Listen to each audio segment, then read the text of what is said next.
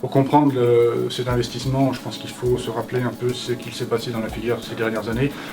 Tout d'abord, la filière a connu une rupture technologique extrêmement importante à travers la génomique. L'UNCIA, qui est la fédération de nos entreprises, se devait d'être au rendez-vous et elle devait poursuivre son action en termes d'innovation.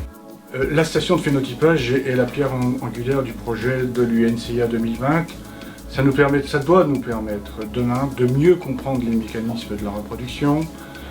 Ça nous permettra aussi d'allier un triptyque recherche, développement, formation.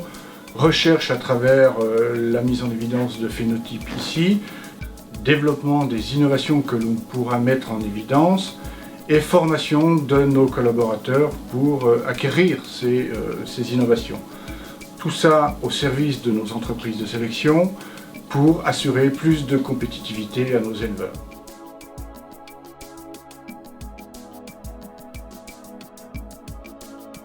Alors pour l'INRA, qui est un établissement public de recherche finalisée, c'est particulièrement important d'avoir des partenariats publics-privés avec le monde agricole, parce que en tant qu'établissement public de recherche finalisée, il faut qu'à la fois nous écoutions les demandes de nos partenaires professionnels, des partenaires économiques, des entreprises, des PME. Il faut aussi qu'on puisse travailler avec elles sur des projets collaboratifs d'intérêt commun, partagés. Et puis il faut in fine que quand on a des beaux résultats, des belles connaissances, on puisse les transférer. Et à un moment ou à un autre, ça il faut le faire avec les partenaires.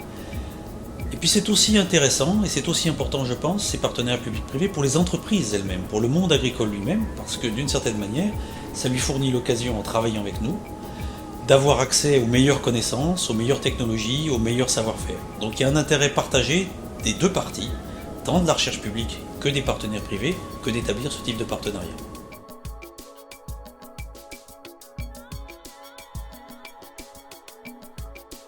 Nous, on participe avec l'université, avec les écoles agronomiques et vétérinaires, à un certain nombre d'enseignements supérieurs ou de niveau lycée.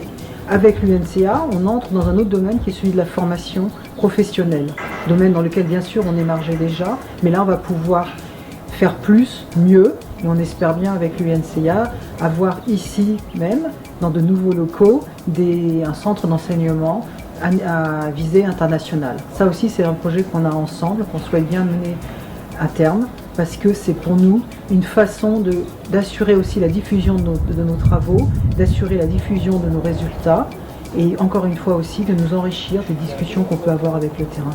Ces aspects-là, c'est cette dynamique-là qui va nous apporter une ouverture qu'on avait, mais qu'on aura mieux et plus.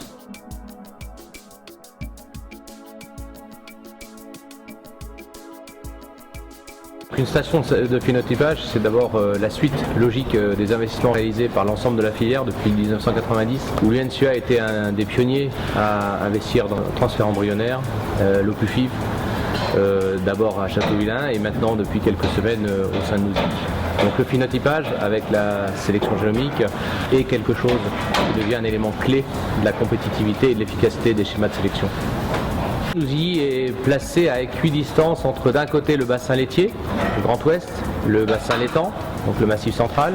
Nouzilly, c'est aussi un endroit, je dirais, avec une expertise scientifique importante, avec le centre INRA Val-de-Loire, qui est autour de deux compétences, la reproduction et la santé. Et cette implantation de cette station à Nouzilly est un des éléments du projet stratégique de l'UNCA 2020, avec une volonté forte du conseil d'administration de placer nos équipes au centre même des pôles de compétences, ici à Nouzilly, pour tout ce qui est reproduction et santé, ainsi qu'à Jouy-en-Josas pour tout ce qui est génétique et biologie de la cellule.